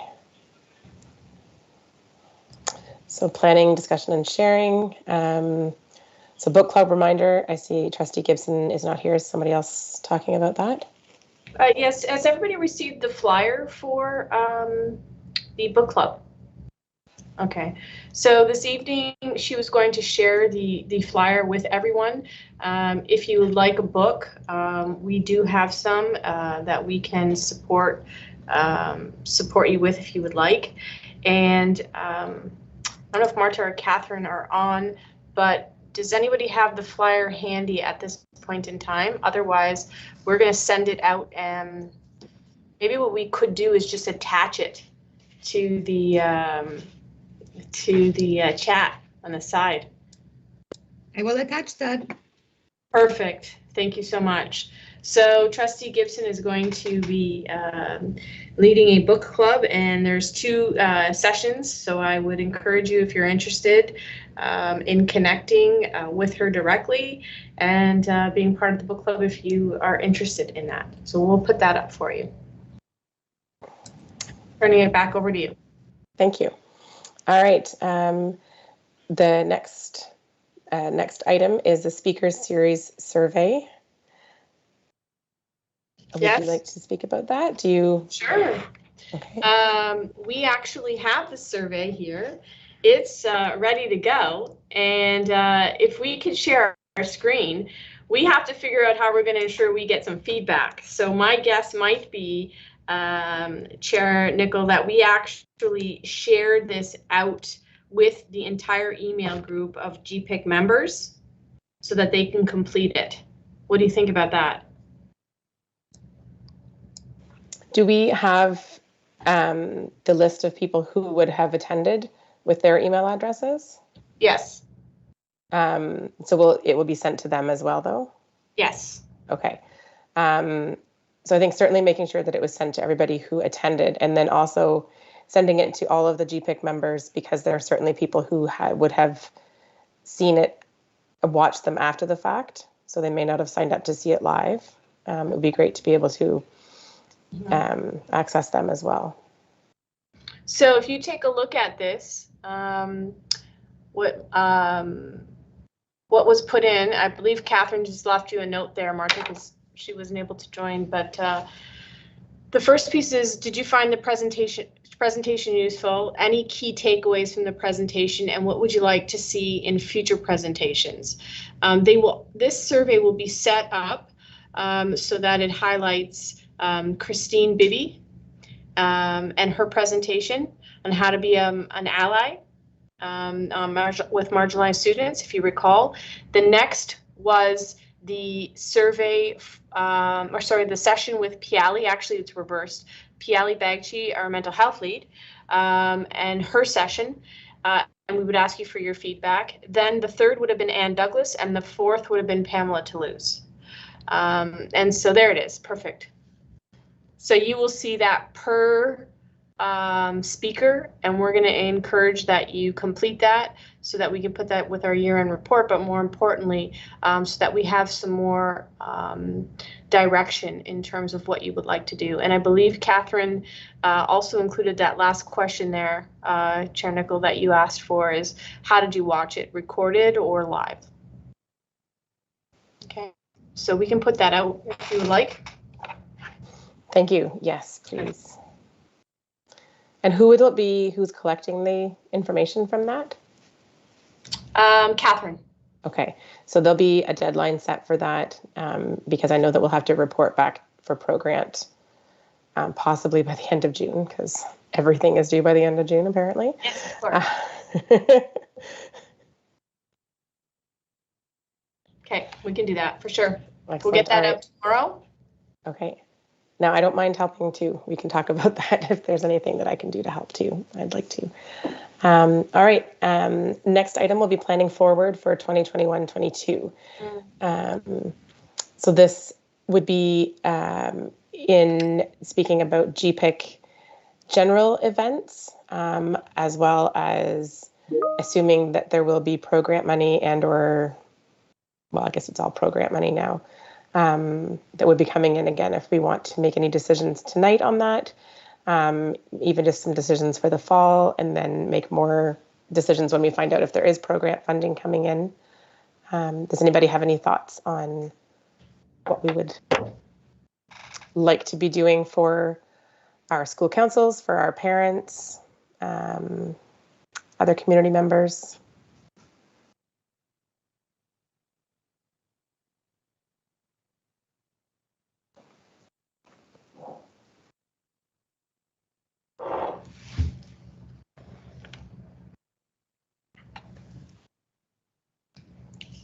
Sarah, I don't want to jump in, but I know it's kind of quiet in the end of the night, but there was some considerable positive feedback with requests to the speakers. Yeah. Just from our end, Catherine noted that she felt there was a lot of uptake and interest from parents. And even when you mentioned about the recording, it was more or less like, where can I get the recording after I listen to it? So that might be something that you want to book sooner rather than later if you want to start to explore either revisiting some of those speakers back on circuit, or to have them you know, in future, or other speakers. I think it might be worth us getting an idea sooner rather than later, because it's hard to book them. We were fortunate to be able to do that.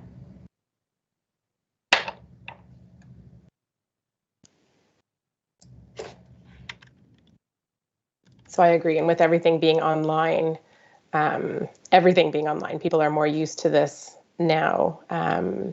We have had speakers in the past. We know schools have had speakers in the past that some have been really well attended.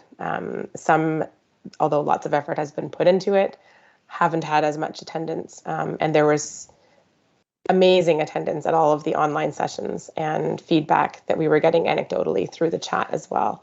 So I would agree. I like the idea. I think people, even though hopefully the world is somewhat back to normal next year and we are in person in a lot of different ways, I think people still will be open to having these meetings from home, or these speaker series from home. And we certainly can reach more people that way right across our large board. So does anybody have any ideas for speakers if we wanted to go that route, or any at least ideas for topics that we could ask? We could start looking into speakers.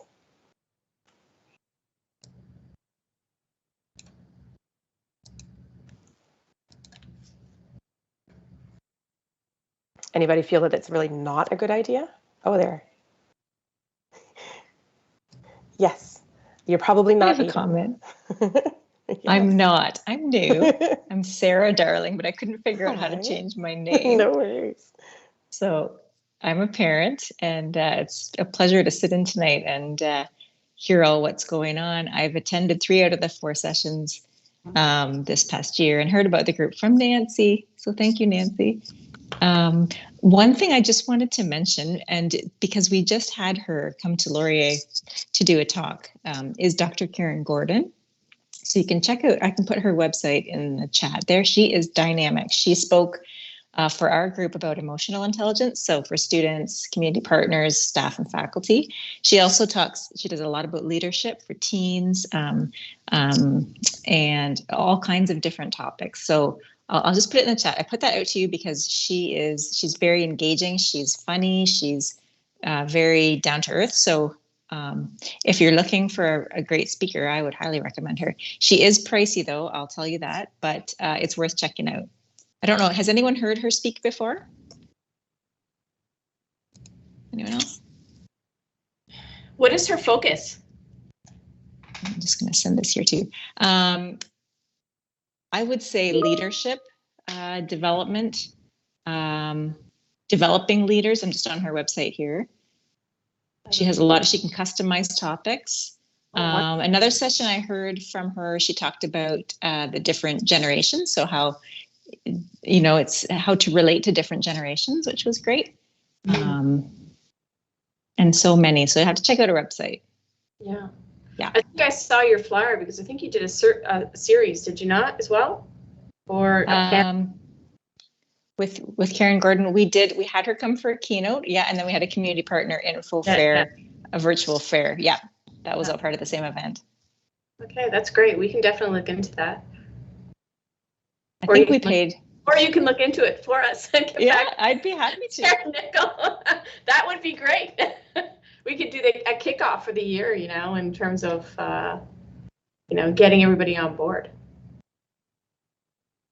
Typically, virtual has been the way to go with our parents so far. Tonight, is just an anomaly, but she's been doing virtual sessions for a long time, so this was no big deal for her, and it was all very smooth. They have a organization that helps do the booking, so I think it's Speaker Spotlight. Yeah, it was a great experience. Isn't she on City Line also on the? She is, yeah. Yeah. Yeah, she's the relationship expert. Ah, that's great. Yeah, she's great. So maybe you want to take a look at that and get back to Sarah. Do you have Sarah's email? I think I can find Sarah's here, but she probably doesn't have mine. I'll put it in the chat and we can connect. Perfect. All right. Thank you. Yes. Another suggestion that I might have, I can't think right now, but the social media guy, Nancy, help me out. What's his name? It's right at the tip of my tongue. Is he the guy who was at North Park? Paul Davis? Or Thank you. Davis? Yes, yeah. Paul Davis. Yeah. That was a great night at North Park. And that was one of our a few years ago, but you can recycle because of the changing parent dynamics. And we had people after that who said they would see him again the following year, regardless of having been there. And I think it is something that more people would want to see. So Paul Davis, again, he is on the pricier end, but good speaker for parents. And we did Dr. Jean Clinton a couple of years ago at Cobblestone too. She was, she's great. She's just so, she can talk to you. She talks mom to mom, not doctor to parent, you know, so it's great when they can really relate and speak directly and honestly. Yes, we were thinking of bringing her as well. So that would be that's an excellent suggestion too. So good.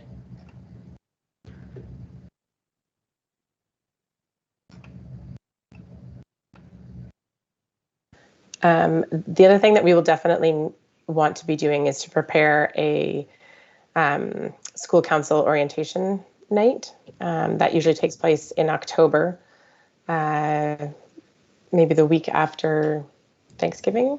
I'd have to check on the calendar. It has been done virtually, obviously, last year, but if we are allowed in person, we also, yes, that's right, cross the fingers. But regardless, it's a good event for people to get together, share ideas, get introduced to other chairs or other people from school councils across the board, and especially in their area, to start making just contacts with people in that area and get ideas. Great. So I think we usually have that, I want to say prior to the first GEPIC meeting, I think, so that we can get people to come out to the GEPIC meeting, invite people out to the GEPIC meeting from that. I think you need a little committee this coming year. So I see two faces.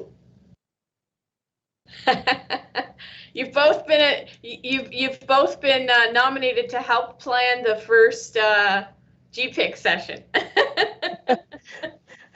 All right. And can you say that again, Director? I couldn't hear you because the train whistle was being blown behind us there.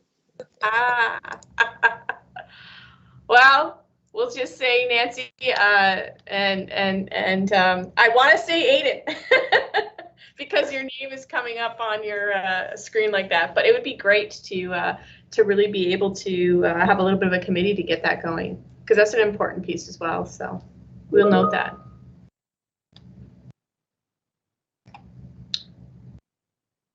You're on mute. Yeah. Wonderful. Great. Thank you, Sarah. All right. Excellent. I will be in contact with you and Nancy. And if there's anybody else who would like to come along, we can do some organizing with that as well. Thank you. Okay, I've lost my agenda here.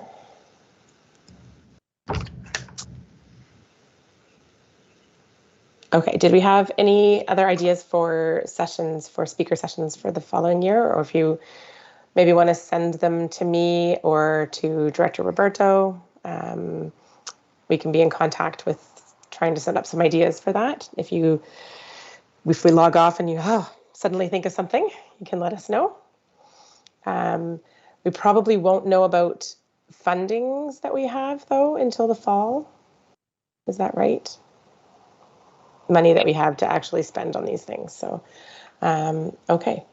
And so is there any other business that was not on the agenda that anybody would like to bring forward?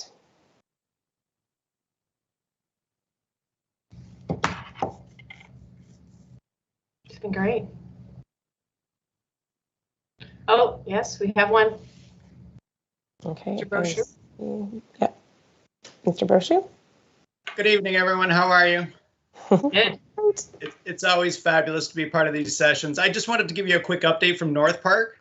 That's awesome. In terms of North Park School Council, they've been very active throughout the year, generally averaging about roughly once every month or every second month in terms of the membership. Approximately about 20 or so parents that are involved each time in terms of our sessions, and it's been great just to be able to provide updates and address any concerns that may be going on. And we recognize that for our grade 12s this year, they're approaching the finish line in terms of their courses, and obviously going on to bigger and better things for next year. And so we will be having a drive-through grad for them to pick up lawn signs to commemorate their graduation. Obviously, in terms of what the convocation would look like in the fall, that's a separate issue, but we certainly want to commemorate their hard work, and we're going to have our staff present at the time just to celebrate with them in terms of everything that they've achieved in this past year. So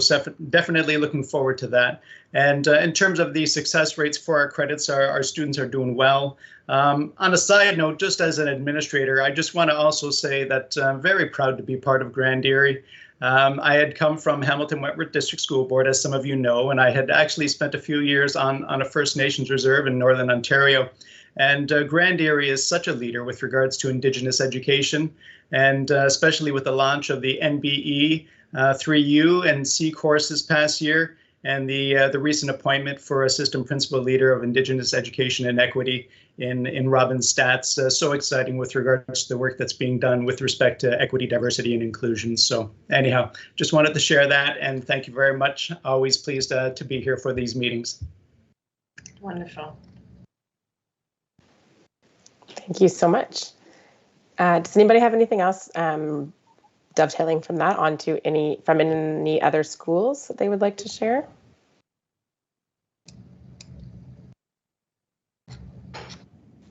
Hi, folks. Hi. How's everybody doing? Things are going smoothly at École Confédération. Obviously, there is a lot of sadness amongst the staff and the students for not being able to return for the next 3 weeks. But we are going to do our part to sort of massage that over the course of the next 3 weeks, however that looks. Our teachers are very they're amazing, and they find ways of reaching out even in what seems like a very artificial kind of way of doing it.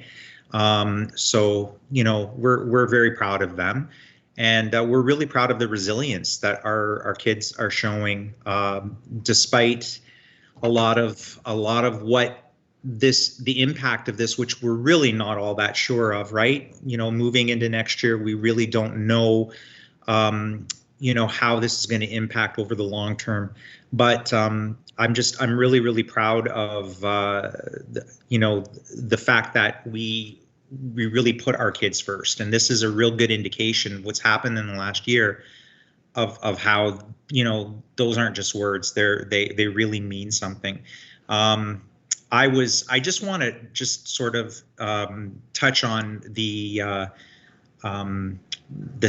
speaker in the beginning of the session, and then principals and vice principals had an opportunity today to be able to dig deeper in terms of the Indigenous tragedies that we've come to realize that that's happened. And being of Armenian descent, it really really allowed a sense of empathy that I didn't even know I was capable of. I grew up with stories of genocide and massacre and all of that. And for, this to now become a part of our Canadian society, it's just unbelievable to me. And I just really, really hope that we as a nation, as a community, that we lift each other up, and that we're able to move forward and to allow the healing process, however it will look, to occur. So, I just wanted to kind of share that little personal anecdote from my end. It's been a real difficult couple of days trying to grasp all of this stuff, but it is what it is, and we do have to prepare for these kinds of things, and I believe that we'll probably find that there's more to this than what we already know right now. So, we just have to be there for each other. So I appreciate all of you this year, last year, and the year before. You guys are such an amazing group of people to be able to just, sit down for a couple of hours every couple of months and just to be able to, to talk about school, to talk about our joys, and we're all here for the same reason, right? We're all here for the kids. So I just want to wish everybody a wonderful summer. I hope that this summer ends up being better than last. I do hope that you get to see your family and spend some quality time and be healthy and be safe. So my best to all of you. Thank you so much. Thank you. All right. Would anybody else like to share anything that's been going on in their school or school community?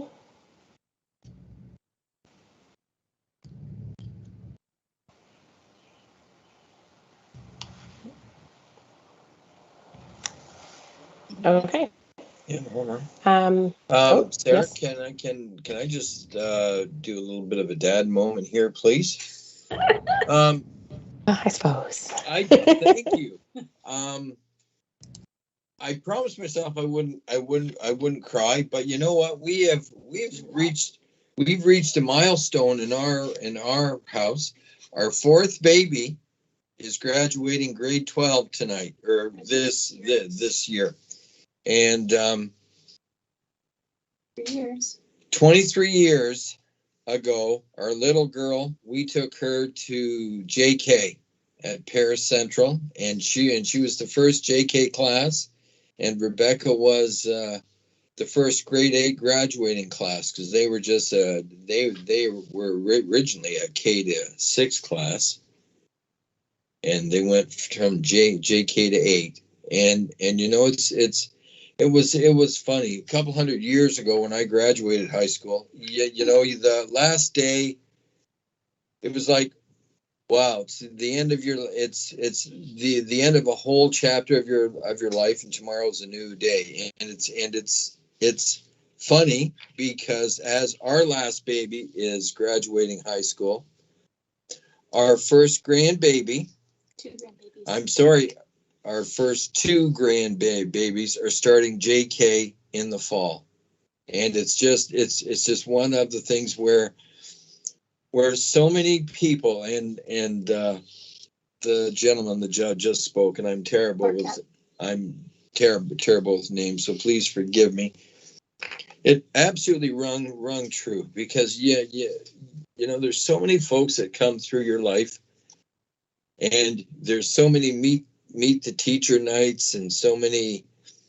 When I was a kid, when some of us on the screen were kids, we can remember Hot Dog Day. That was a big deal. But for our kids, we had Christmas concerts, and we had March break, and that was a big deal, because we just got them wound down from Christmas, and March break came, and then they got all excited for January, and 23 years of that doesn't seem like too much. But boy, oh boy, that's a quarter century of our lives, and we're out of the school system. It's the dedication that every single mom and dad puts in. It just cannot be forgotten. It can't be. It's just a shame we couldn't get a plaque. It's like, hey, you got them all through, and they're all in the same shape they were when you started, and you and your wife aren't raging alcoholics. Yeah, you know, there should be a plaque or something. But it's just one of those things where we really are a very, very fortunate community to have such wonderful and dedicated teachers and educators and caring souls that work in our schools. I just can't say from the bottom of my heart, and you know what, some of the teachers that taught my kids, they're no longer here. Unfortunately, some of them have passed, but a lot of them have retired. And I just want to say thank you as a dad for educating my children. And I want to say thank you. There we go.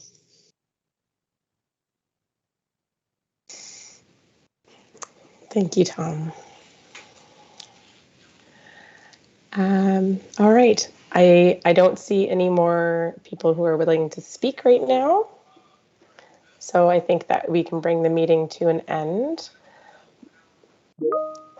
We were going to talk about, do we want to set dates for next year's meeting, or are we going to wait to hear from you on that, Director Roberto? If you would like to give me just an idea in terms of months, that would be great. I'm just making sure I don't get locked in here like I was last night with the alarm going off. So oh no, don't do that. Yes, we'll try to finish we now have a code between the caretaker and I, so she knows I'm actually still here. So I apologize for turning over to my right. You know, typically I was looking at your dates. I mean, Thursdays seem to work. Yes. And so making sure we avoid Thursdays of SEAC. And yes. I believe we had, what did we have this year? Did we have October, November, February, and what was the last one? May, end of May. Right. No, and June, and this one, because it would have been April. Yeah. Or sorry, it would have been May. Sorry, you're right. May. Then we moved it because of the 4. So do you want to keep it similar to this past year?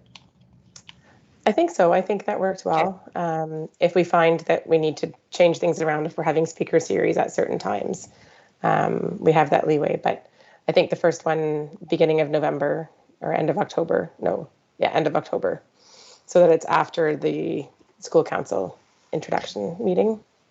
And what we could do is, if we have the if we have some sort of an idea around the speakers and are able to secure, maybe we can do it so that we secure them on these evenings. So you have like the talk and then maybe the agenda with a debrief to follow, versus just the speaker, and then we don't get to see each other. We see, you know, we didn't really have a chance to debrief what resonated with speakers. So maybe we can do something to coordinate that. Yes, and we have talked about that in the past, doing something like that in past years. Our meetings are generally, we try to keep them usually to an hour and a half. So it happens, sometimes it's later, but doing an hour and a half on top of the speaker, if the speaker is speaking for an hour, you know, an hour and a half might be a little bit much to do. But I do like the idea of a debriefing, even if it's just a half hour, kind of sharing with whoever would like to stay around with what we got out of it, how we can let other people know about it. That would be good. Yes. Wonderful. All right. Well, it's been a pleasure, and I want to thank all of you for your support in my very first year during COVID times and being new to the role and to the district, and it's been an honor, and I thank you so much and look forward to September 2021. And we very much appreciate you being here and coming into the role, knowing what you were coming into, well, somewhat. I know fully. No. And I do hope that you get some time off in the summer as well, too, that you were able to relax as well. Thank you. I appreciate it. Would someone like to make a motion, just so we have the motion to close the meeting? Nancy? All right. Anybody against that? All right. Everybody have a wonderful summer. Thank you. Thank See you. you. Bye-bye. Bye.